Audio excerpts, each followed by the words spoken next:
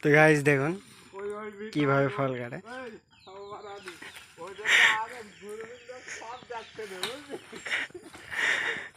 তো এই যে দেখুন কিভাবে ভরতেছে।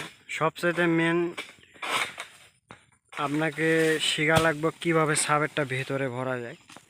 আর ডাউনের ভেতরে অবশ্যই 4 ইঞ্চির মতো একটু ফাঁকা আছে, ওই ফাঁকার ভেতর দিয়ে মনে করেন যে সাবের ঢোকান যায়। তো আমার ভিডিওটা ভালো থাকলে অবশ্যই আমার ভিডিওগুলো দেখবেন, তাহলে বুঝতে পারবেন যে সব ধরনের ভিডিওই পাবেন আমরা কি কি কাজ করি।